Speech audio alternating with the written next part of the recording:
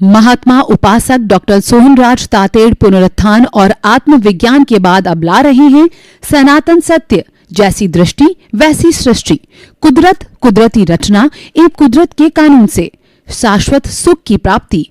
Login करें www.drsohanrajtated.com, YouTube channel doctor Sohanraj Tated, Play Store से download करें mobile app doctor Sohanraj Tated. सनातन सत्य, दृष्टि विज्ञान, जैसी दृष्टि वैसी सृष्टि, यह कार्यक्रम हम आपको कुदरत, कुदरती रचना और कुदरत के कानून के अंतर्गत प्रस्तुत कर रहे हैं और आपको ये बताना चाहते हैं कि सृष्टि की अल्टीमेट रियलिटी क्या है, what is the ultimate truth of this Cosmos, और उस अल्टीमेट ट्रुथ को पाकर के हम शाश्वत सुख की प्राप्ति कर सकते हैं। इसीलिए कार्यक्रम रखा गया है और इस कार्यक्रम को अंजाम देने के लिए प्रतिदिन हम नए नए विषय लेते हैं। तो आज बहुत ही सुंदर विषय लेकर के हम आपके सामने प्रस्तुत हो रहे हैं। आज का हमारा सुंदर विषय है जियो और जीने दो। यह एक सापेक्ष सिद्धांत है, ये परस्परता का सिद्धांत है, ये परस्पर ग्रहो जीवानाम ये सिद्धांत है। मनुष्य एक सामाजिक प्राणी है और वह समाज के बिना नहीं जी सकता, क्योंकि उसके शरीर के लिए, उसके परिवार के लिए जो मूलभूत आवश्यकता है, रोटी, कपड़ा, मकान, शिक्षा, चिकित्सा, वो सारी पूर्ति है उसको समाज से होती है।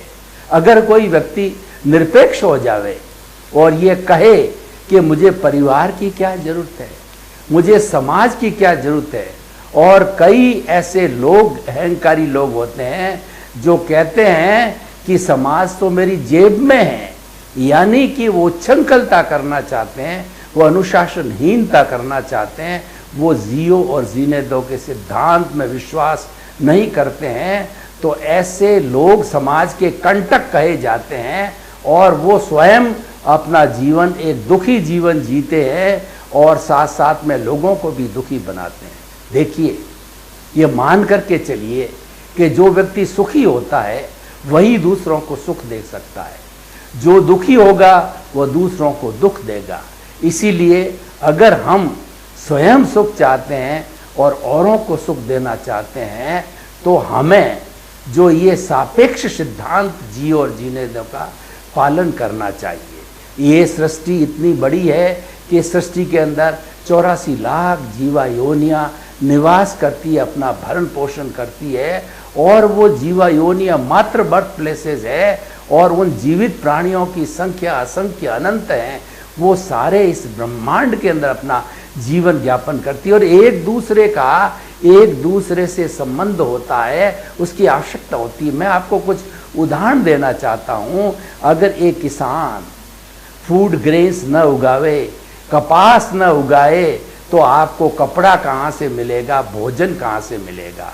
अगर एक किसान वो खेती बाड़ी करके और वेजिटेबल सब्जियां न उगाए तो आपको खाने के लिए सब्जी कहाँ मिलेगी। तो इसी तरीके से अगर कोई भी टेक्नोलॉजी का कार्य करने वाला व्यक्ति जो चीज़ें हमारे आवश्यकता, रोज़मर्रा की ज़िंदगी की आवश्यक चीज़ें होती है, उसका निर्माण न करे तो वो हमारे पास में कैसे उपलब्ध हो सकेगी। वो उपलब्ध न हो सकेगी तो हमें हमारा जीवन यापन करने में बहुत कठिनाई आएगी। अगर व्यक्ति ये चाहे कि मैं तो हिमालय की गोद में जाकर के साधना करूं, वहाँ भी उसे परस्पर ग्रह जीवानाम सापेक्ष जीवन जीना पड़ेगा। जब तक हमारा शरीर है हम निरपेक्ष नहीं हो सकते। हम निरपेक्ष कब होंगे, जबकि ये सारा शरीर छूट करके और हम ब्लिस की अवस्था में पहुंच जाएंगे, हम सनातन सत्य की अवस्था में चले जाएंगे। वहाँ पर केवल सुख ही सुख है, वहाँ पे बिल्कुल दुख है ही नहीं है। ऐसी स्थिति में हम निरपेक्ष हो सकते हैं। और निरपेक्ष कौन हो सकता है? जिसको एब्सोल्यूट ट्रुथ मिल गया, जो केवल ज्ञानी बन गया वह निरपेक्ष हो सकता है। उसके पहले जो है व्यक्ति, वीतरागी व्यक्ति को भी सापेक्ष रहना पड़ेगा, क्योंकि अभी उसको केवल ज्ञान होना है। लेकिन जो केवल ज्ञान होने के बाद में निरपेक्ष हो जाता है वह और अधिक करुणाशील हो जाता है। भगवान महावीर के उदाहरण को लीजिए कि भगवान महावीर ने 12.5 वर्ष तक तपस्या की अपने भिक्षु जीवन के अंदर, और तपस्या करके कई कष्टों को सहन किया, क्योंकि भगवान महावीर ने अपने अवधि ज्ञान और मन प्रयोग ज्ञान से देखा कि मेरे जो कर्म हैं वो 23 तीर्थंकरों के कर्मों से भी अधिक ज़्यादा जो है वो बलवान कर्म हैं। तो उन्होंने 12.5 वर्ष की तपस्या में साधु जीवन की, बोसरे अपने शरीर का मोह त्याग दिया और वो आत्म प्रकोष्ठ में चले गए, आत्म प्रदेशों के अंदर चले गए, वो ज्ञाता दृष्टा बन गए। उन्होंने ये मन वचन काया रूपी शरीर के ऊपर ध्यान नहीं दिया, तो उसको जो इस मन वचन काया रूपी ये जो शरीर है ये पिछले जन्म के कर्मों के भुगतान के लिए मिला है, और उस भुगतान को पूरा करने के लिए ग्वालों ने भगवान महावीर के दोनों कानों में कीले ठोके, और उन्होंने जो है भगवान महावीर जो ध्यानस्थ खड़े थे तो दोनों पैरों को जो है वो अंगीठी बना करके, और उन्होंने जो है उसके अंदर खीर पकाई, और संगम देवता ने एक रात्रि के अंदर जो 20 मारणांतिक कष्ट दिए, तो इन सब के बावजूद भी भगवान अडोल रहे, भगवान हिले नहीं, डुले नहीं, और उस अडोल स्थिति में रहने के कारण उन्होंने ज्ञाता दृष्टा भाव में रहने के कारण अपने कार्मण शरीर को भस्मीभूत किया, और 12.5 वर्ष के अंदर जितने भी उनके कर्म बाकी थे, यानी जितने भी उनकी कॉजल बॉडी थी, वह कॉजल बॉडी सब जो है झर करके संपूर्ण निर्जरा होकर के, और वह कार्मण शरीर 0 हो गया, और कार्मण शरीर 0 होने के कारण जो है वो ज्ञाता दृष्टा बन करके और अपने जीवन को जो है उन्होंने वो केवल ज्ञान को प्राप्त किया। तो इस तरीके से हम कह सकते हैं कि ये हमारा जियो और जीने दो का सिद्धांत है, ये समाज में एक जीने का सिद्धांत है।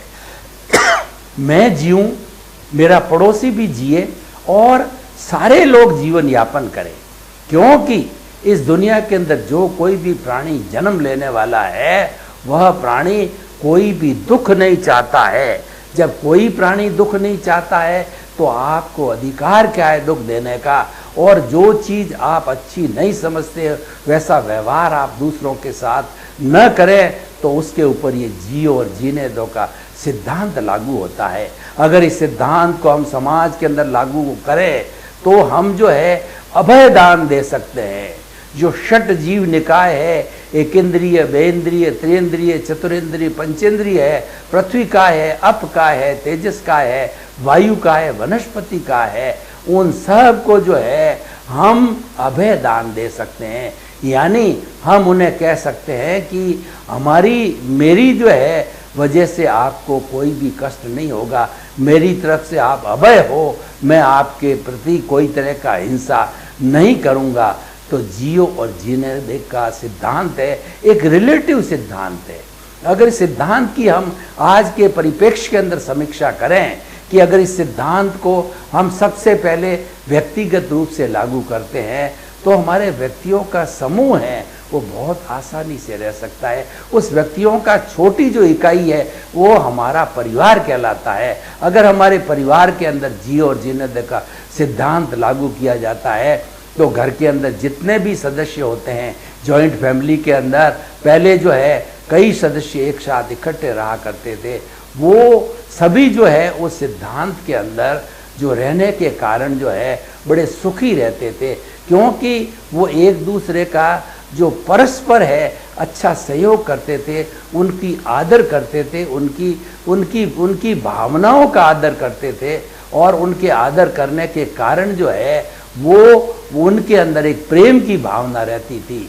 तो इसीलिए जो है हम ये आपको कहना चाहते हैं कि ये जियो और जीने दो का जो सिद्धांत है वह एक ऐसा सुंदर आयाम है कि इसको जो है पूरे विश्व के अंदर लागू किया जाना चाहिए। भगवान महावीर ने जो है हम लोगों को प्रेरणा दी कि live and let others live, तुम स्वयं भी जियो और जगत के सब जीवों को जीने दो, यानी उनके साथ के अंदर वह व्यवहार मत करो कि जैसा आप चाहते हो। अब देखिए, हम इसको अंतर्राष्ट्रीय स्तर पर देखें तो आज विश्व के अंदर 210 कंट्रीज है।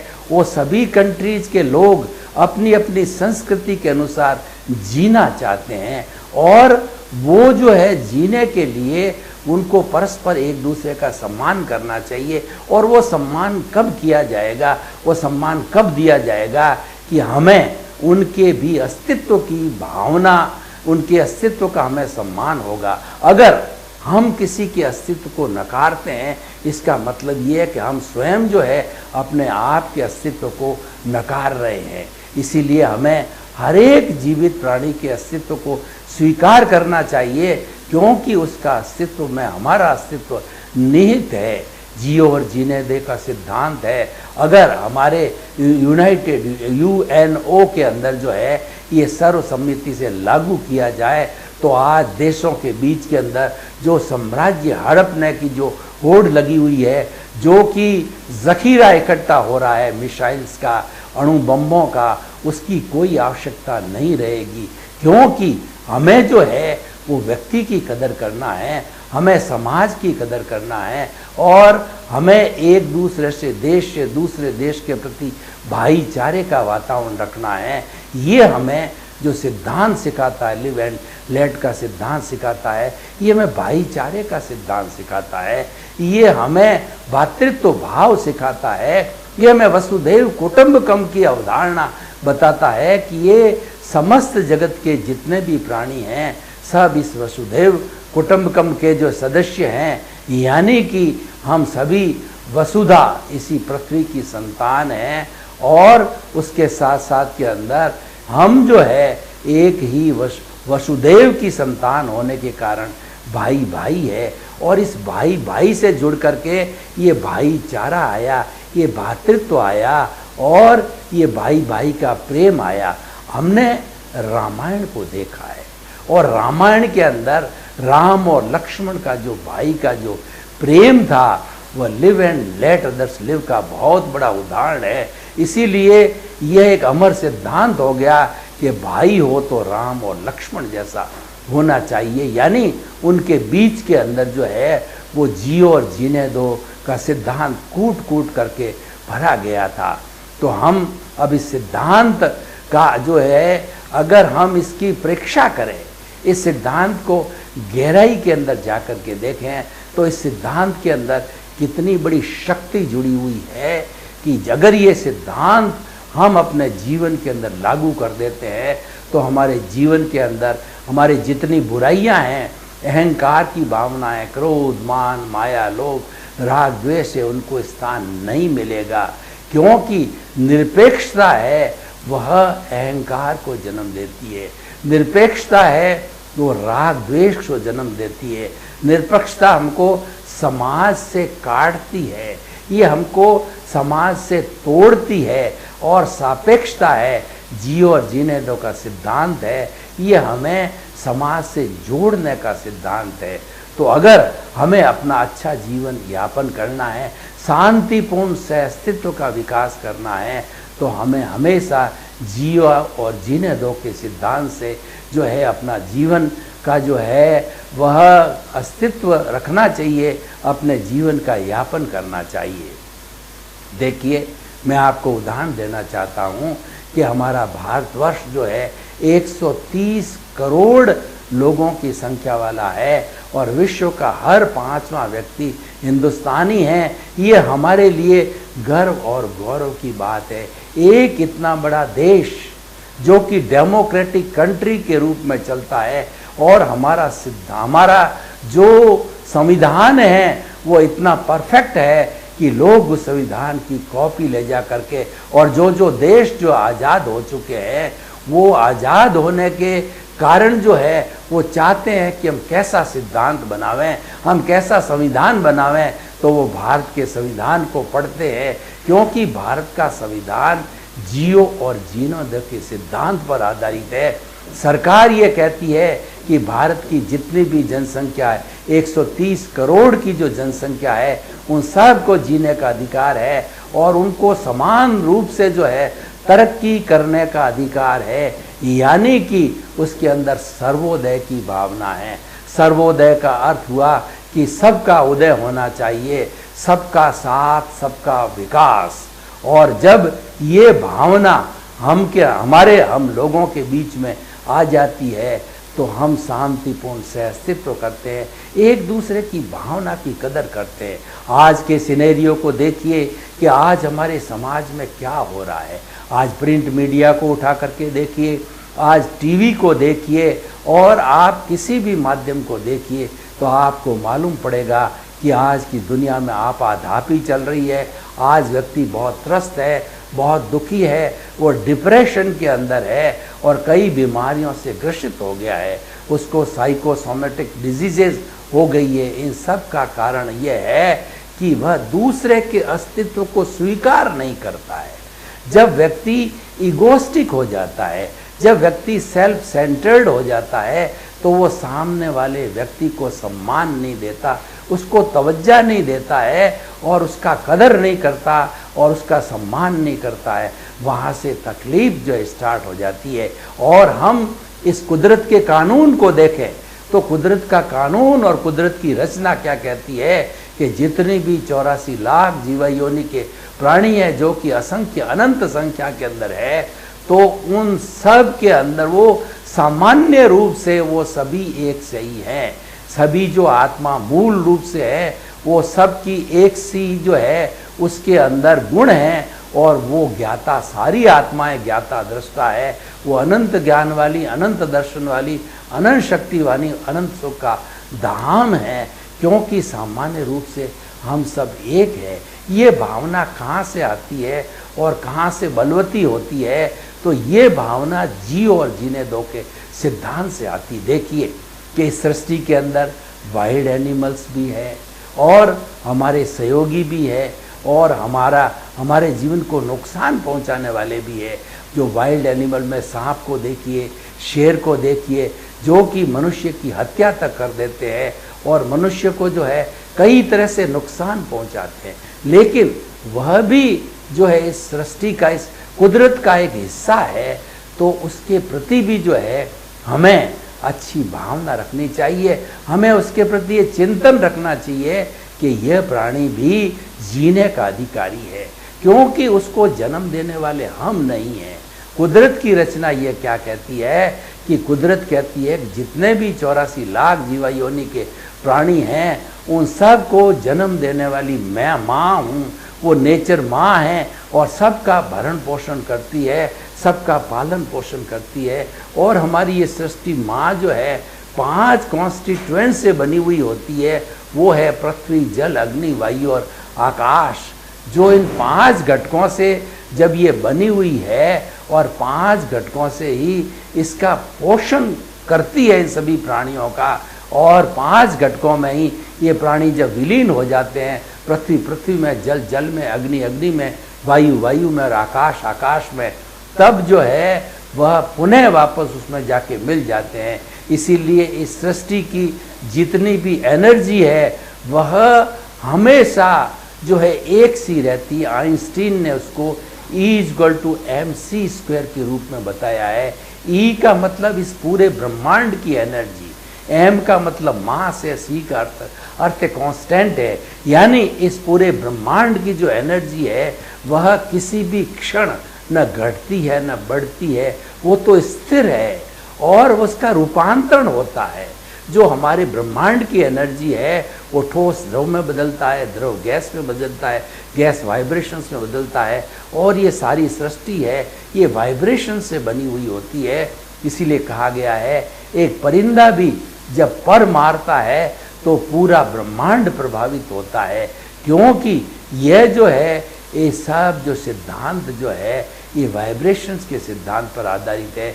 और जिन लोगों ने जो है वो साइन थीटा, कॉस थीटा और साइनोसोडल वेव्स के बारे में, वेवलेंथ और फ्रीक्वेंसी के बारे के अंदर पढ़ा है, तो वो जानते हैं कि जो कुछ भी बोला जाता है, मैं जो कुछ बोल रहा हूँ भगवान महावीर ने और महापुरुषों ने जिस जिस समय पर जो जो बात कही वो सारे ब्रह्मांड के अंदर इकट्ठी हो गई, और भगवान महावीर की जो वाणी है, जिन वाणी है, उसको जो है आज पुनः इस सिद्धांत के द्वारा जो है वाइब्रेशंस को कलेक्ट किया जा रहा है और उसको ऑडियो और वीडियो फॉर्म के अंदर बदलने की कोशिश की जा रही है। वीडियो न भी बदले लेकिन ऑडियो के जो फॉर्म के अंदर बदलने की कार्रवाई जो है जारी हो चुकी है, क्योंकि ये सारा जो ब्रह्मांड है वह सापेक्ष है। सारा ब्रह्मांड एक दूसरे से जुड़ा हुआ है, ये रिलेटिव है। इस ब्रह्मांड के ऊपर थ्योरी ऑफ रिलेटिविटी चलती है, तो व्यक्ति को कभी भी निरपेक्ष भावना नहीं रखनी चाहिए। और जब भी निरपेक्ष भावना हमारे दिमाग के अंदर आ जावे तो हमें चिंतन करना चाहिए, live and let others live के सिद्धांत को अपनाना चाहिए। Live and let others live ऐसी एक प्रतिरोधात्मक शक्ति है कि जब कभी हम स्वार्थी बन जाते हैं, जब कभी हम अहंकारी बन जाते हैं, जब कभी भी हम सेल्फ सेंटर्ड हो जाते हैं, जब कभी भी हम स्वार्थ के अंदर गिर जाते हैं, तो उस समय के अंदर हमें याद करना चाहिए भगवान महावीर के सिद्धांत को कि live and let others live. मैं अकेला प्राणी नहीं हूँ इस संसार के अंदर, यहाँ पर असंख्य अनंत प्राणी हैं, उन सब को जीने का अधिकार है और वो उसको किसी को किसी प्रकार का कष्ट नहीं देना चाहिए। अब इस सिद्धांत से जुड़ा हुआ जो अध्यात्म है उसको हम समझें। अध्यात्म का अर्थ है कि भीतर की ओर जाना। भीतर की ओर जाने से जो उस प्रभु का साम्राज्य दिखाई देता है वो सारा साम्राज्य हर प्राणी के अंदर एकता है, और वह जो है इंद्रियातीत जगत है, वह जगत है, शब्दों का जगत नहीं है। हमारे जितने भी शब्द है वो बुद्धि तक आकर के समाप्त हो जाते हैं। इसी कारण से जो है बुद्धि के स्तर पर जितना कार्य होता है, जितने हमारी पुस्तकें हैं, जितने हमारे प्रवचन है, उसके अंदर भेद चलता है। लेकिन जब हम वाइब्रेशन के जगत में चले जाते हैं, जब हम तेजस शरीर के जगत में चले जाते हैं, जब हम अवचेतन मन के जगत के अंदर चले जाते हैं, तो वहाँ पर मात्र वाइब्रेशंस होती है। उसके अंदर ईसा मसीह जाए, उसके अंदर जो है पैगंबर जाए, और उसमें उसके अंदर जो है कोई भी साधक जाए, कोई भी और दूसरा कैसा भी जो है व्यक्ति जाए, चाहे जो है वो किसी भी धर्म को मानने वाला जाए, सबको एक सी वाइब्रेशंस दिखाई देती है। वहाँ पर सत्य दिखाई देता है, वह सम्यक दर्शन दिखाई देता है। इसीलिए जितने भी आज अध्यात्म से जुड़े हुए धर्म हैं वो सारी एक सी बात क्यों बताते हैं? वो कुदरत का कानून बताते हैं कि as you will sow so will you reap. जैसी करनी वैसी भरनी, जैसा बोओगे वैसा पाओगे। ये सारा एक रूपता क्यों आती है? ये एक रूपता आती है हमारे भीतरी जगत के अंदर। भीतरी जगत में जाने के कारण एक रूपता जो आती है, और वह एक रूपता जब आती है तो जो है हम सबको एक सी चीज़ दिखाई देती है। ये कितना सुंदर उपक्रम है कि जियो और जीने दो, live and let others live है।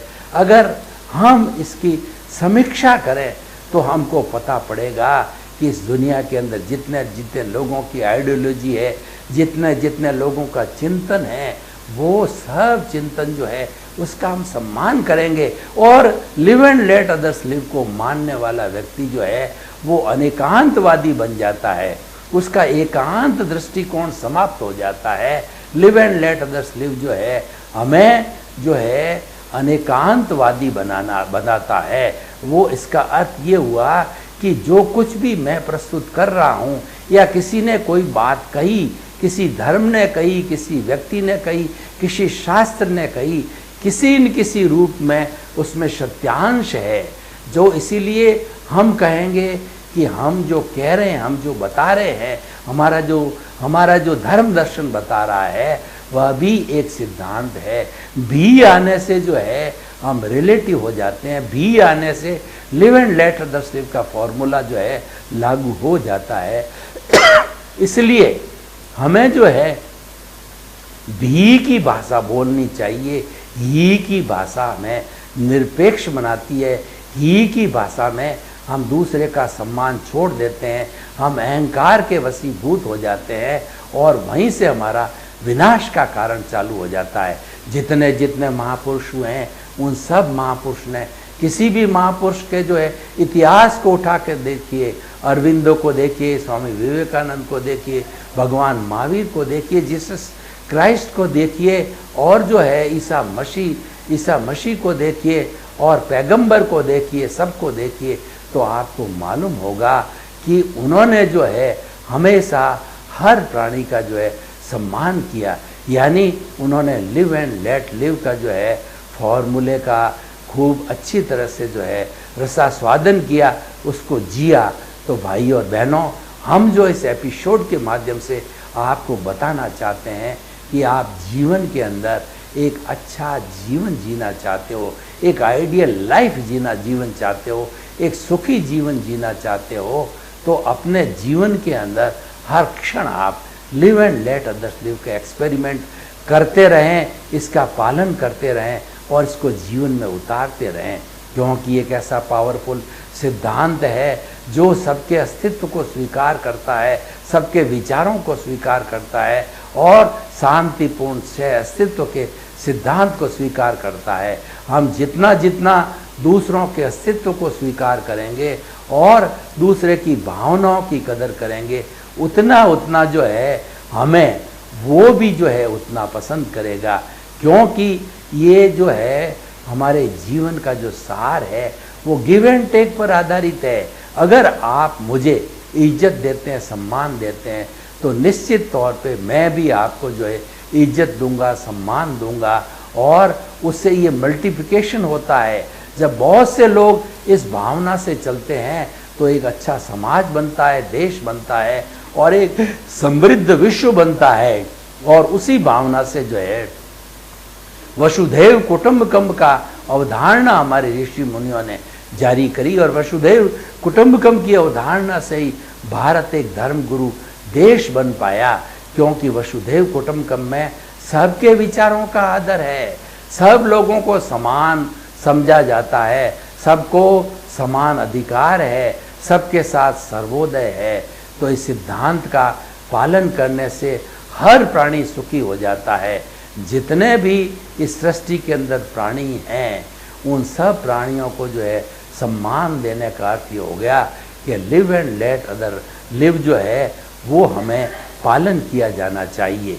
तो भाई और बहनों, अगर हम जियो और जीने दो के सिद्धांत को आज के परिप्रेक्ष्य में ओपन टू द ऑडियंस करते हैं और इसकी रिलीवेंस, इसकी जो है सामाजिक उपयोगिता और ये किस प्रकार एक व्यक्ति को अच्छा जीवन बनाने के लिए सहयोगी हो सकता है, कैसे एक अच्छे समाज का निर्माण कर सकता है, विश्व का निर्माण कर सकता है, तो हम बड़े आत्मविश्वास के साथ कह सकते हैं कि ये अनेकांतवादी विचारधारा है और ये सापेक्षता का सिद्धांत है, ये थ्योरी ऑफ रिलेटिविटी है और इसके अंदर एकांतवाद को कोई स्थान नहीं है।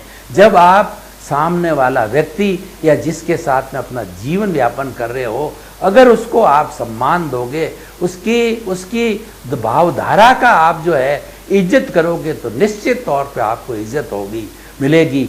तो इस विश्व के अंदर अच्छा जीवन जीने के लिए, अच्छे मानव के निर्माण के लिए जियो और जीने दो का सिद्धांत बहुत कारगर है। तो हम निष्कर्ष की भाषा में कह सकते हैं कि live and let others live ऐसा एक पावरफुल, सार्वभौमिक, सनातन सत्य और ये कुदरती रचना और कुदरत से कानून से जुड़ा हुआ विषय है कि अगर इसका पालन किया जाता है तो हम एक सुखी जीवन, हम एक संतुलित जीवन जी सकते हैं। सर्वे भवन्तु सुखिनः, सर्वे सन्तु निरामया। लोक के सब जीवों को सुख मिले, शांति मिले, आनंद मिले, प्रेम मिले, सबका कल्याण हो और सबको मुक्ति मिले। आपके प्रति मंगल भावना। महात्मा उपासक डॉक्टर सोहनराज तातेड़ पुनरुत्थान और आत्मविज्ञान के बाद अब ला रहे हैं सनातन सत्य, जैसी दृष्टि वैसी सृष्टि, कुदरत, कुदरती रचना एवं कुदरत के कानून से शाश्वत सुख की प्राप्ति। लॉग इन करें www.drsohanrajtated.com, YouTube channel doctor Sohanraj Tated, Play Store से डाउनलोड करें mobile app doctor Sohanraj Tated.